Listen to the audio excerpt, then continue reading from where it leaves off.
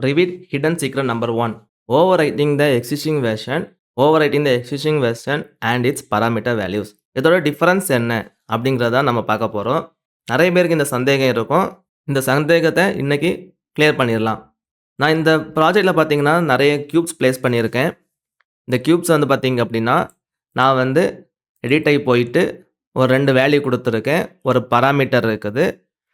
இப்போ நம்ம ஃபேமிலி போகலாம். எடிட் ஃபேமிலி கிளிக் பண்ணிவிட்டு ஃபேமிலிக்குள்ளே போகலாம். இந்த ஃபேமிலியில் பார்த்தீங்க அப்படின்னா ஒரு பராமீட்டர் இருக்குது. இப்போ நான் என்ன பண்ண போகிறேன் அப்படின்னா இந்த இதை கிளிக் பண்ணுறேன். இந்த டயலாக் பாக்ஸை கிளிக் பண்ணிவிட்டு இந்த பாக்ஸை கிளிக் பண்ணிவிட்டு எடிட் எக்ஸ்ட்ரூஷன் கொடுத்து ஒரு சின்ன சர்க்கிள் ட்ராப் பண்ணுறேன். ஃபேமிலி டைப் போயிட்டு இதில் என்ன பண்ணுறேன்னா டைப் கமெண்ட்ஸில் திஸ் இஸ் எ பாக்ஸ் அப்படின்னு கொடுத்துக்கிறேன். ஓகே கொடுக்குறேன்.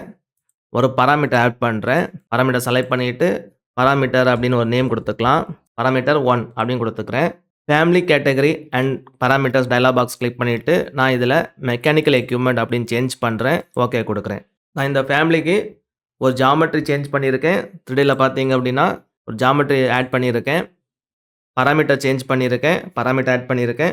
ஃபேமிலி கேட்டகரியும் நான் சேஞ்ச் பண்ணியிருக்கேன். இப்போ லோட் இன்டு ப்ராஜெக்ட் கொடுக்குறேன். ஓவர் இதை எக்ஸிஸ்டிங் வெர்ஷன் கிளிக் பண்ணுறேன்.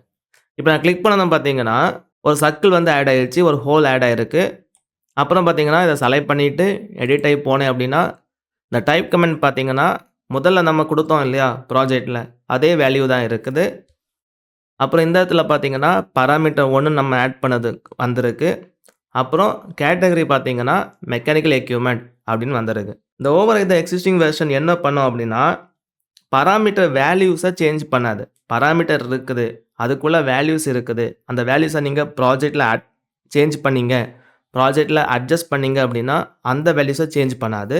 ஜாமெட்ரியில் சேஞ்சஸ் பண்ணீங்க அப்படின்னா அந்த ஜாமெட்ரி சேஞ்சஸ் வந்து ரிஃப்ளெக்ட் ஆகும். ஃபேமிலி கேட்டகரியை சேஞ்ச் பண்ணிங்கன்னா அந்த கேட்டகரி ரிஃப்ளெக்ட் ஆகும். வேறு பராமீட்டர்ஸ் ஆட் பண்ணிங்க அப்படின்னா அந்த பராமீட்டர்ஸும் ஆட் ஆகும்.